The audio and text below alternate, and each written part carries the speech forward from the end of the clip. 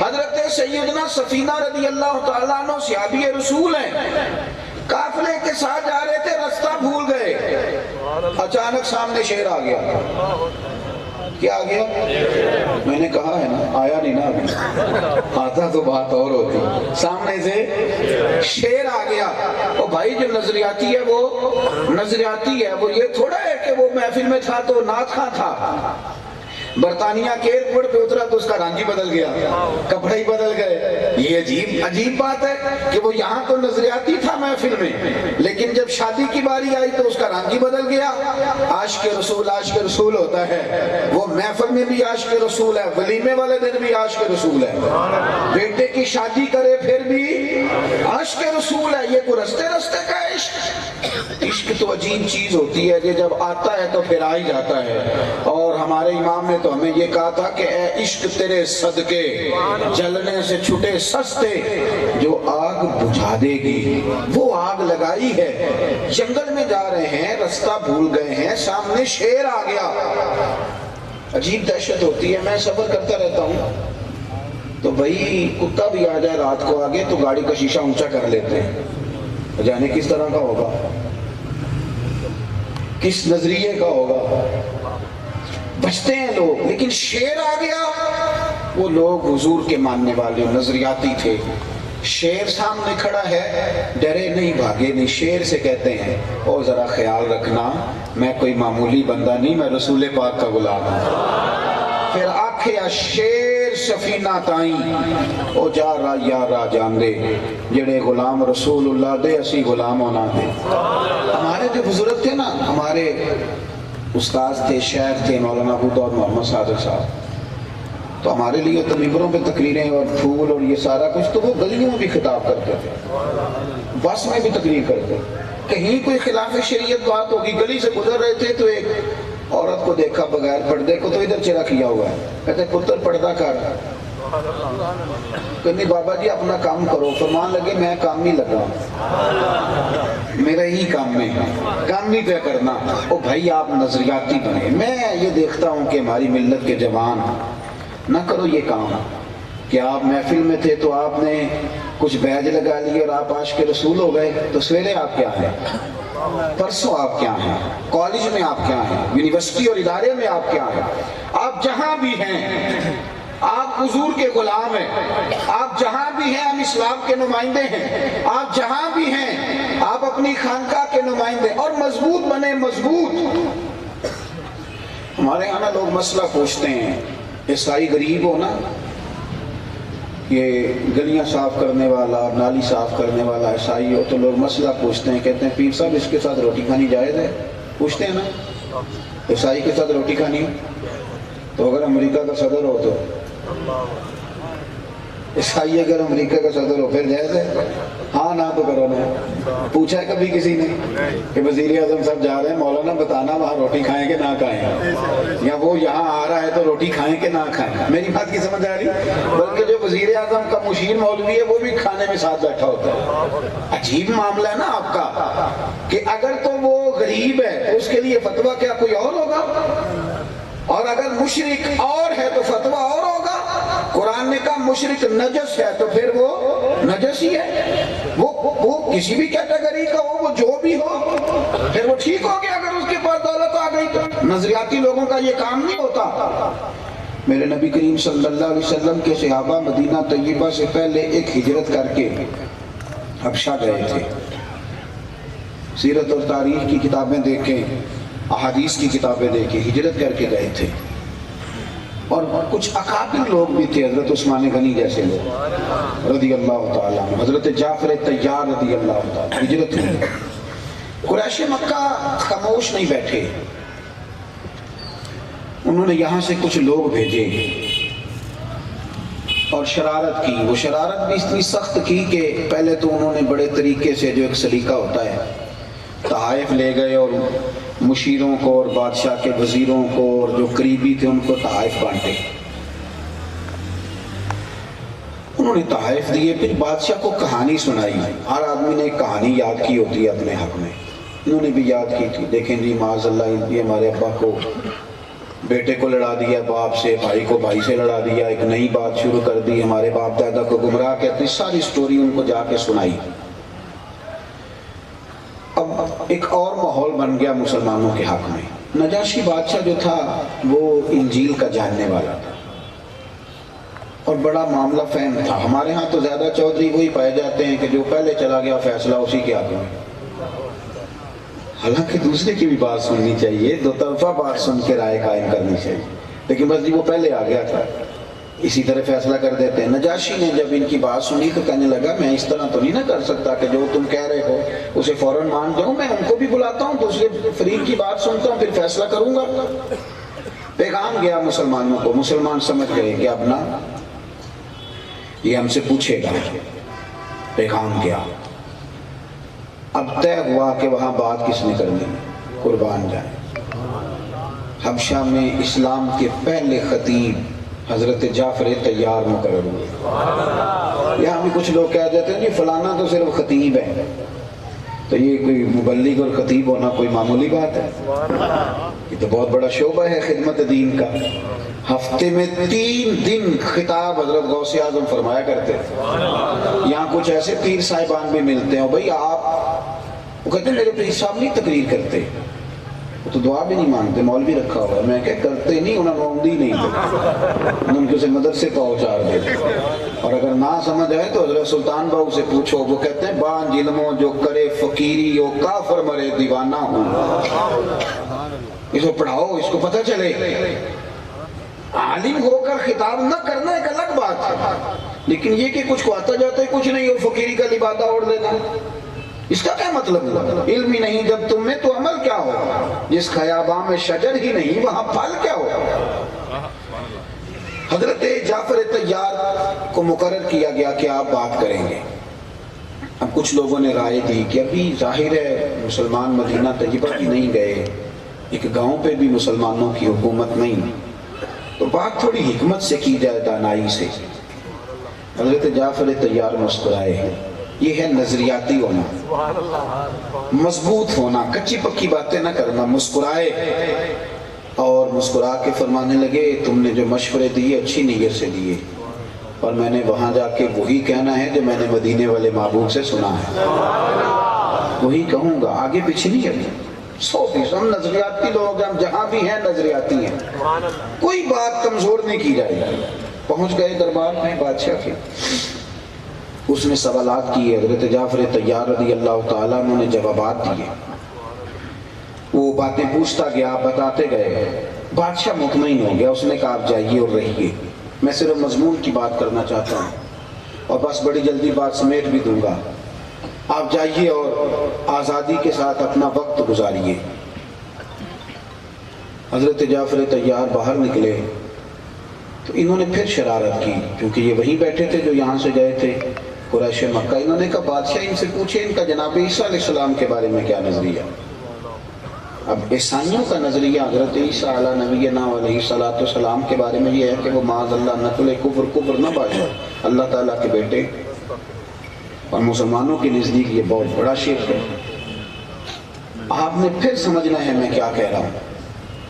میں نے کہا یہاں تو نہیں بات کی جاتی، ایک شخص کے سامنے بھی، اپنے ملک میں رہ کے بھی لوگ حق نہیں کہہ پاتے، اور کسی کے ملک میں جا کے ان کے سامنے بات کرنا، اور اس طرح بات کرنا کہ جب ابھی بظاہر پیچھے کوئی دنیاوی طاقت نہیں، خدا رسول کی جو طاقتیں ہیں وہ تو طاقتیں سب سے بڑی ہیں، لیکن جو ظاہری اسباب ہوتے ہیں وہ کوئی نہیں۔ حضرت جعفر طیار کو دوبارہ بلایا گیا، بادشاہ نے پوچھا آپ کا حضرت عیسیٰ کے بارے میں نظریہ کیا ہے؟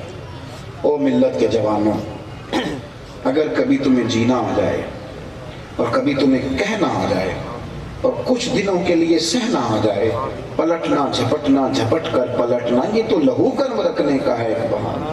اور اقبال کہتے ہیں میں تیرے عشق کی انتہا چاہتا ہوں، تو میری سادگی دیکھ کیا چاہتا ہوں، ذرا سا تو دل ہے مگر شوق اتنا، میں وہی لن ترانی سنا چاہتا ہوں۔ آپ نظریاتی ہوں، فکری ہوں، نہیں کوئی بندہ آپ سے بات کرے تو وہ کچی بات نہ سنے آپ سے، وہ آپ کو اتنا مضبوط پائے کہ وہ آپ کے مضبوطی افکار کے سامنے اپنے آپ کو دل ہوتا محسوس کرے. حضرت جعفر طیار رضی اللہ تعالیٰ عنہ کو بادشاہ نے بلایا, کہا آپ کا حضرت عیسیٰ کے بارے میں نظریہ کیا ہے؟ جناب جعفر طیار فرماتے میرے ہاتھ میں چھڑی تھی, میں نے اٹھا کے دوبارہ سے زمین پہ رکھی, مضبوطی سے اسے تھاما. فرماتے روشنی خدا کے فضل سے میری آنکھوں میں اتری, سینے میں نور حضور کے صدقے ملا. آپ فرماتے ہیں کہ میں نے بادشاہ سے کہا کہ ہمارا نظریہ جناب عیسیٰ علیہ السلام کے بارے میں وہی ہے جو ہم نے حضور سے سنا. ہمارا نظریہ یہ ہے کہ وہ اللہ کے بندے اور رسول ہیں جو کواری پاک مریم کے بطن سے بغیر باپ کے اللہ کی قدرت سے پیدا ہوئے, اس سے زیادہ کچھ نہیں. کہتے ہیں میں نے بات کی تو بس پورے دربار میں سناٹا چھا گیا. وہ جو عیسائی راہب اور پادری بیٹھے تھے ان کے تو ناک پھولنے لگے, غصے میں شرابور. ان کے نظریے کے اوپر اتنی بڑی چوٹ, کہا بس ہمارا یہ نظریہ ہے. فرماتے میں نے بات کی تو سناٹا چھا گیا. چونکہ بادشاہ بیٹھا تھا, سب کی نظریں نجاشی پہ تھی کہ وہ کچھ بولیں گے تو پھر ہم بات کریں گے.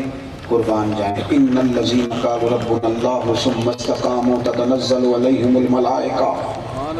جب بندہ خدا کا نام لے کے ڈٹ جائے تو پھر اللہ اس کی مدد کو فرشتے بھی نازل فرما دیتا ہے. فرماتے ہیں کہ جب میں نے یہ بات کی اور وہ للکار تھی کہ حد ہو گئی, آپ فرماتے ہیں جب پوری طرح سناٹا چھا گیا, نظریں بادشاہ پہ جم گئی تو بادشاہ نے ایک تنکا اٹھایا. کہنے لگا میں کوئی ان پڑھ تو نہیں, انجیل کا جاننے والا ہوں. لوگوں سنو, جو انہوں نے کہا ہے نا, حضرت عیسیٰ علیہ السلام نہ اس سے ایک تنکا زیادہ ہے نہ ایک تنکا کم ہے. وہ اللہ کے بندے اور رسول ہی ہیں, اس سے زیادہ نہیں ہیں. کہتے ہیں جب بادشاہ نے بات کی تو ماحول ہی بالکل بدل گیا, انداز ہی بالکل بدل گیا. فرماتے ہیں میں نکل رہا تھا اور مجھے محسوس ہو رہا تھا میں تنہا نہیں ہوں, رب رسول کی مدد میرے ساتھ. میرے عزیزوں جب آپ فکری کمزوری کا شکار ہوتے ہیں نا, فکری, دیکھیں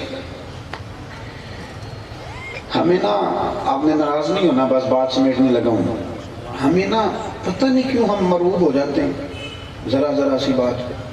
کیا ایسی چیز ہے جو ہم پہ روب طاری کر دیتی. جو لوگ نظریاتی تھے نا, اعلیٰ حضرت فاضل بریلوی رحمۃ اللہ علیہ کے زمانہ مبارکہ میں لوگوں نے جب چند باتیں چھیڑی نا کہ حضور کا خیال آئے معاذ اللہ تو نماز ٹوٹ جاتی ہے, تو فاضل بریلوی نے تو یوں سبق پڑھایا, او نادانو جب تک حضور کا خیال نہ ہے نماز تو ہوتی نہیں.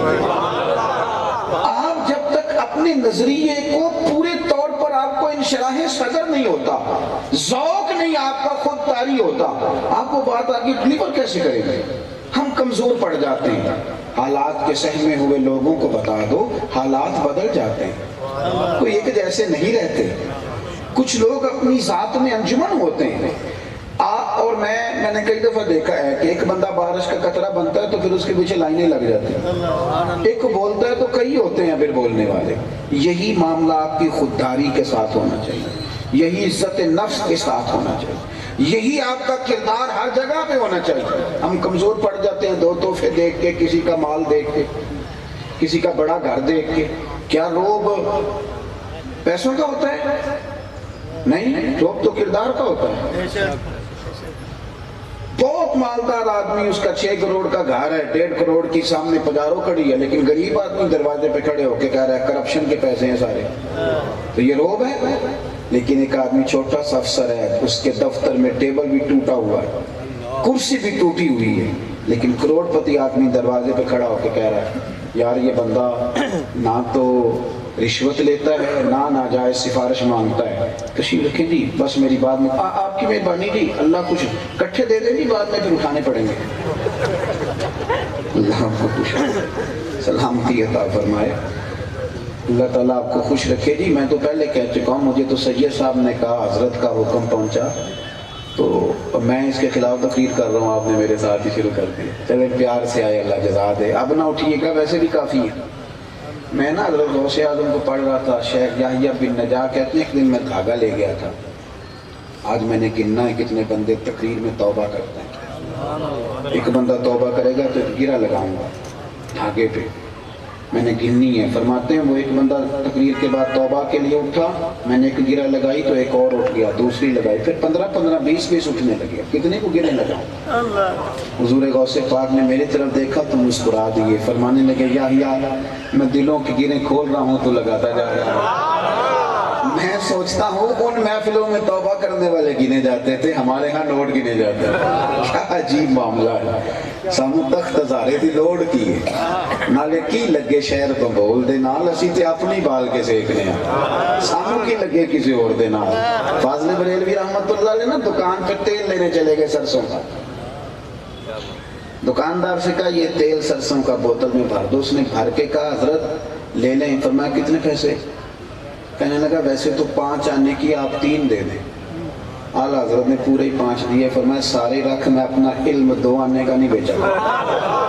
اور مدح اہل دبل رضا, پڑھے نا اس بلا میں میری بلا, میں گدا ہوں اپنے قریب کا, اور میرا دین پا رہا ہے نہ نہیں. آپ سنیں, میں بات سمیٹنے لگا ہوں. جب آپ فکری طور پر مضبوط ہوں گے, طاقتور ہوں گے, تو آپ کا نظریہ خود بخود چھا جائے گا. آپ کی سوچیں خود بخود دوسروں پہ غلبہ کریں گی. لیکن اگر آپ تھکی تھکی باتیں کریں گے, کچی پکی باتیں کریں گے, آپ کمزور پڑ جائیں گے. جب آپ مضبوط ہوتے ہیں پھر اللہ مدد کرتا ہے. حضرت عبداللہ بن حذافہ رضی اللہ تعالیٰ عنہ کو نا رومیوں نے جناب فاروق اعظم کے زمانے میں قید کر لیا تھا. سب سے پہلے انہوں نے لالچ دیا, کہا آپ جتنے پیسے چاہتے ہیں لے لیں. او میرے یارو, تھوڑے سے پیسوں پہ اپنے آپ کو بیچ دینا, چائے کی پیالی پہ ہی نرم ہو جانا, یہ کوئی کام تو نہیں. وہ ایک شاعر نے کہا تھا کہ اتنا لوگوں نے پایا نہیں جتنا میں نے ٹکرایا ہے. کبھی کچھ 4 چیزیں ٹھکرا کے بھی دیکھیں, وقار بڑھے گا. کبھی ٹھکرا کے بھی دیکھیں, کچھ بھی نہیں فرق پڑتا, کہ خودداری میں اضافہ ہوگا. حضرت عبداللہ بن حذافہ کو پہلے لالچ دیا, نظریاتی آدمی تھے نا, کہ جتنے پیسے آپ کہیں گے. حضرت عبداللہ بن حذافہ رومیوں کے ہاں کھڑے ہیں, ان کا علاقہ ہے. پتہ کیا فرماتے ہیں؟ فرماتے بیٹے بیٹھ جاؤ, پیارے بیٹے بات کرنے دو, اللہ آپ کو خوش ہو. کہنے لگے بادشاہ کو کہ تو بیوقوف تو نہیں؟ وہ کہنے لگا کیا مطلب؟ آپ فرمانے لگے میں پیسے کمانے کے لیے نکلا ہوتا تو کاروبار کرتا, میں تو میدان میں نکلا ہوں شہادت کے لیے, اور تم نے گرفتار کر لیا. اور 1000 آدمی نے مل کے گرفتار کیا, پکڑے نہیں جاتے تھے, اتنے دلیر تھے. کہا بھائی تم کیا سمجھتے ہو, پیسوں کے لیے آیا ہوں, میں تو شہادت کے لیے آیا ہوں. اس نے دوسری بات کی, کہنے لگا میں بادشاہ ہوں, اس کے علاوہ جو عہدہ آپ کہیں گے میں دوں گا. حضرت عبداللہ بن حذافہ پھر ہنسے, فرمانے لگے تو واقعی بیوقوف. او خدا کے بندے, میں حضور کا صحابی ہوں, اس سے بڑا عہدہ دنیا میں اور ہے ہی کوئی نہیں.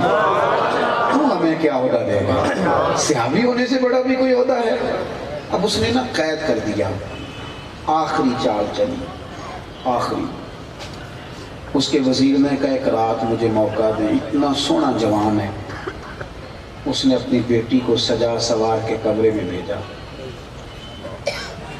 حضرت عبداللہ بن حذافہ کمزور آدمی نہیں, 1000 سے لڑنے والا جوان. جوانی ہوتی وہ ہے جو خودداری اور غیرت والی ہو, جس کی جگہ جگہ جس کی نظریں میلی ہوں, وہ جوانی تو نہیں ہوتی. وہ آدمی ہوتا ہے قد اونچا ہو, نظر جھکی ہوئی ہو. حضرت حذافہ بن یمان کے پاس, ادھر دیکھو میرے یارو, اس زمین نے یہ نظارے بھی دیکھے, اس آسمان نے یہ والا رنگ بھی دیکھا, یہ رنگ بھی زمین نے دیکھا ہے. ساری رات سجی سمری دلہن اکیلی کمرے میں, وضو بھی نہیں کرنے دیا ظالموں نے, تیمم کر کے ساری رات ہی نفل پڑھتے رہے. سحری کا وقت ہوا تو خاتون کہنے لگی تو گوشت کا انسان ہے کہ مٹی کا؟ میں تیرے سامنے کھڑی رہی ہوں, اتنا بڑا جوان.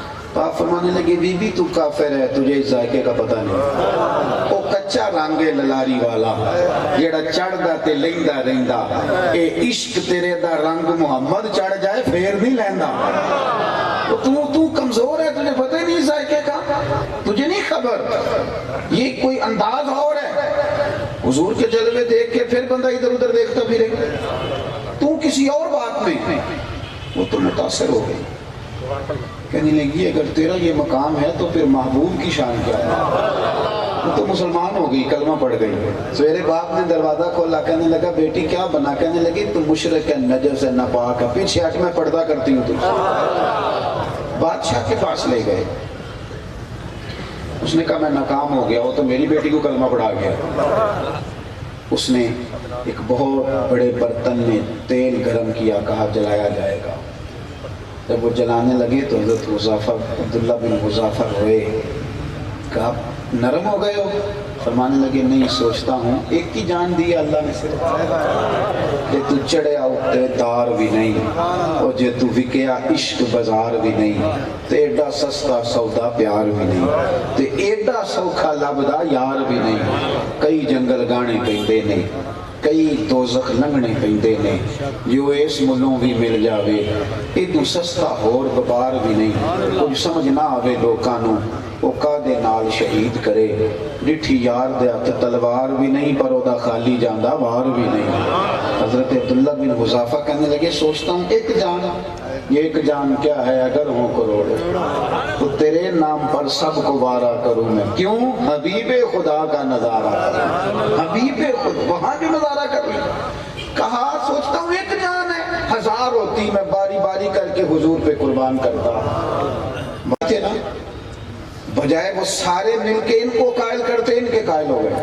کہنے لگا یار زمانہ میں نے بھی بڑا دیکھا ہے، پر تم جیسے نہیں دیکھے، بس میرا ماتھا چوم لو میں تمہیں آزاد کر دیتا ہوں۔ اچھا بھائی آپ نظریاتی ہوں گے تو آپ دوسروں پر روبدار ہو جائیں گے، لیکن اگر آپ نظریاتی نہیں، یہ کچی پکی باتیں سویرے کچھ دوپہرے کچھ شام کو کچھ کر لیں، اٹھیں کہ نہ اٹھیں، کریں کہ نہ کریں، اٹھ باندھ کمر کیوں ڈرتا ہے، پھر دیکھ خدا کیا کرتا ہے۔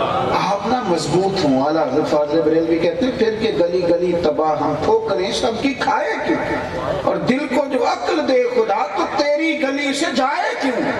اور پھر فرماتے ہیں کہ